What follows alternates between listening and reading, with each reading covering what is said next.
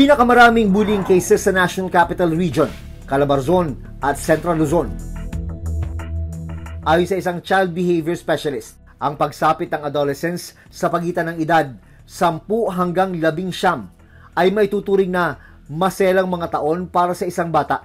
Pumapasok na raw dito ang complex behavior ng isang tao habang dumadaan sa mga pagbabago ng katawan, dulot ng puberty o pagbibinata at pagdadalaga. Dito yung mga bata nagsisimulang mag-explore outside.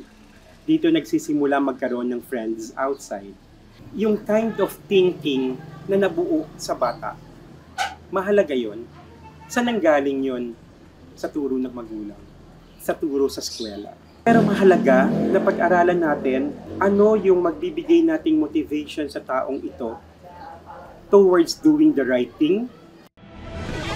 Para sa mga CICL, dapat ay may angkop na intervention. Ang problema, sa buong bansa, nasa 77 lang ang centers and residential care facilities ng DSWD, kung saan maaaring pansamantalang manirahan ng mga kabataang nasasangkot sa krimen habang sumasailalim sila sa intervention at rehabilitation. Kulang na kulang din ang psychologist sa bansa na nasa 1,600 lang.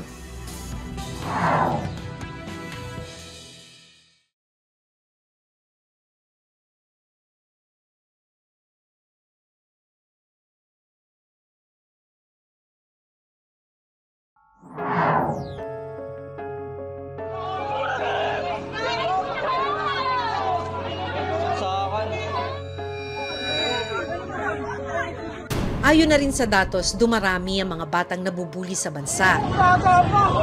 Ang masaklap, ang ilan sa mga kasong ito nauuwi sa karahasan at maging sa kamatayan. Malinaw sa batas na dapat may angkop at sapat na intervention para sa mga batang nasasangkot sa gulo at krimen. Ang tanong, naipatutupad ba ito sa ngayon? Hanggang sa susunod na Sabado, ako si Maki Pulido. Ako si Jun Veneracion at ito ang Reporter's Notebook.